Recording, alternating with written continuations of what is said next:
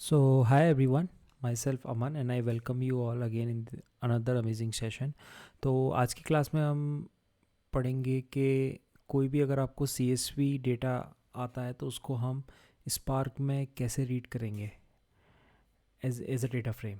Okay, तो CSV data basically क्या होता है? CSVs are comma separated values. मतलब आप ये समझ सकते हो कि मान लीजिए ये एक डेटा पॉइंट है, ये दूसरा डेटा पॉइंट है, ये तीसरा है.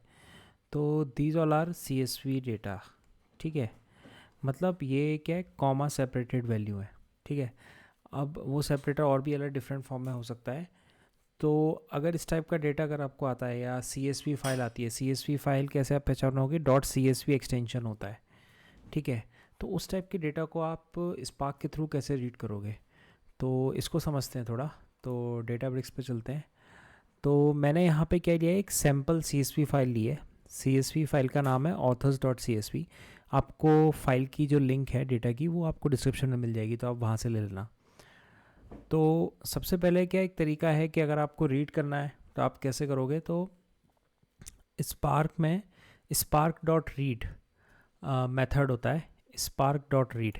आप उसके थ्रू कर सकते हो. तो अगर आप देखोगे पहले क्या लिखा है, spark dot read dot C S V, क्योंकि यहाँ पे अंडरस्टूड है कि हम CSV रीड कर रहे हैं. तो आप पहले इस तरीके से जा सकते हो कि spark dot read dot CSV और अंदर जहाँ पे आपकी फ़ाइल लोकेटेड है, यानी कि पाथ ऑफ CSV. ठीक है, तो अगर आप इस पर रन करोगे और इसके आउटपुट को मैंने एक DF डेटा फ्रेम में स्टोर करा दिया है.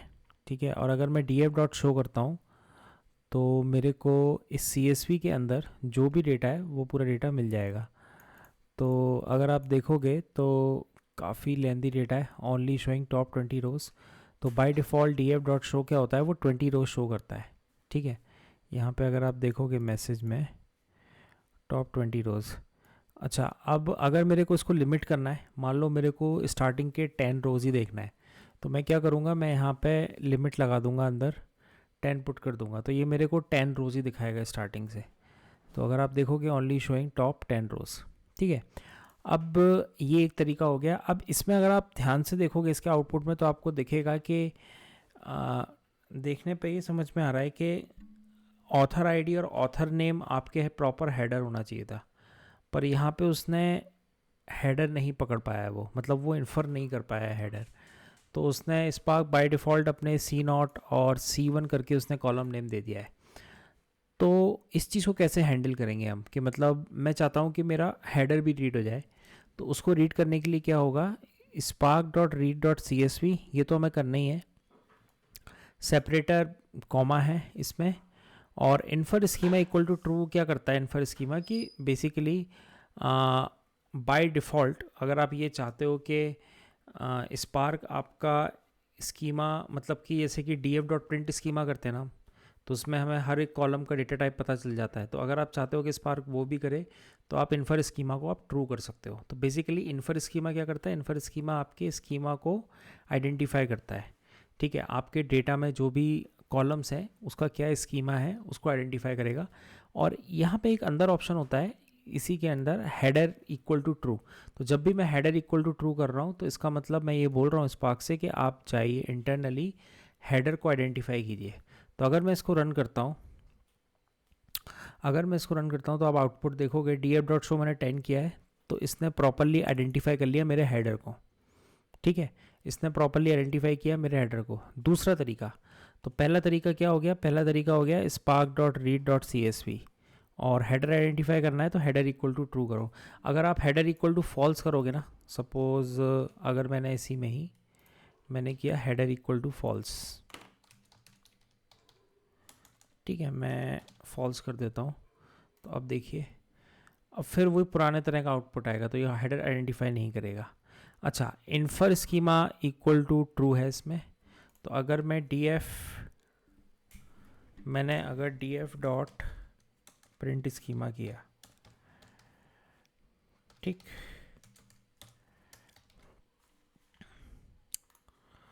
तो DF डॉट प्रिंट स्कीमा क्या कर रहा है, आप देखो, इसने बेसिकली कॉलम, तो अब ये कॉलम किसको पॉइंट कर रहा है, ये C0 और C1 को पॉइंट कर रहा है, जो कि स्ट्रिंग है, बाय डिफ़ॉल्ट स्ट्रिंग है. तो ये उसको कंसिडर कर रहा है, ठीक है। अगर मैंने कर दिया infer schema equal to false, suppose I have taken it false, और अब मैं इसको रन करता हूँ, और तो अब क्या करेगा, अब बाय डिफ़ॉल्ट ये क्या लेगा, अब ये वाले स्कीमा को पकड़ेगा, ठीक है। जो इसके यहाँ का हेडर कॉलम का स्कीमा है, जो आपका कॉलम है ऑथर आईडी ऑथर नेम, उसको ये पकड़ेगा, ठीक है। तो ऑथर आईडी स्ट्रिंग टाइप का है, ऑथर नेम भी स्ट्रिंग टाइप का है। अच्छा, ये तो एक तरीका हो गया। अब दूसरा तरीका देखते हैं। दूसरे में आप क्या कर सकते हो, spark dot read dot format. तो फॉर्मेट क्या करेगा, फॉर्मेट के अंदर आप फॉर्मेट डालोगे, किस टाइप का फॉर्मेट है, CSV फॉर्मेट है, जेसन फॉर्मेट है, या एक्सेल फॉर्मेट है। डॉट लोड, लोड के अंदर आप क्या डालोगे, आप डालोगे पाथ ऑफ CSV। तो अगर मैं इसको रन करता हूँ, ठीक है। अब उसके बाद अगले स्टेप में क्या करना है, अगले स्टेप में वही DF में मैंने इसको डाल दिया और DF डॉट शो किया, तो मेरे को मिला सेम उसी तरह का पैटर्न जिसमें ये हेडर आइडेंटिफाई नहीं कर पा रहा है। तो फिर मैं क्या करूँगा, हेडर इक्वल टू ट्रू कर दूंगा, ठीक है। अच्छा, हेडर इक्वल टू ट्रू एक तरीका तो ये है करने का, ठीक है, यानी कि आप इसके अंदर कर सकते हो। दूसरा तरीका क्या होता है, दूसरा तरीका होता है ये ऑप्शंस के थ्रू, ठीक है। ऑप्शंस के थ्रू एक तरीका होता है कि spark dot read dot format dot option, option में हेडर इक्वल टू ट्रू किया है, इसका मतलब हेडर को आइडेंटिफाई करो, ठीक है, हेडर को कंसिडर करो। डॉट लोड, लोड के अंदर क्या हो गया हमारा पाथ। तो अगर आप इसके थ्रू जाते हो तो ये प्रॉपर आइडेंटिफाई करेगा हेडर को, ठीक। और आप चाहो तो एक तरीका तो ये होता है ऑप्शंस, बाकी आप अलग अलग भी जा सकते हो, जैसे कि spark dot read dot option. अभी हमने क्या किया, spark dot read dot format किया, तो फॉर्मेट के अंदर फिर आप कर सकते हो spark dot read dot option, ठीक है, फिर और ऑप्शन डॉट CSV, ठीक है। तो अगर आप इसको भी रन करोगे तो ये भी प्रॉपरली आइडेंटिफाई करेगा। तो उम्मीद करता हूँ ये आपको समझ में आया होगा कि हम CSV कैसे रीड करते हैं विद द यूजिंग स्पार्क। और यहाँ पे एक और चीज़ होती है कि अगर आपको यहाँ पे अलग अलग आप लिख रहे हो डॉट ऑप्शन, आपको इसको कंबाइंड भी लिखना है, तो एक तरीका होता है डॉट ऑप्शंस। मतलब यहाँ पे डॉट ऑप्शंस कर रहे हो, तो आप एक तरीका होता है डॉट ऑप्शंस, जो हम अगले वीडियो में देखेंगे, ठीक है। तो अभी के लिए आप ये टेक्निक समझिए कि पहला तरीका होता है spark dot read dot CSV, ठीक है, पहला तरीका spark dot read dot CSV, ठीक है।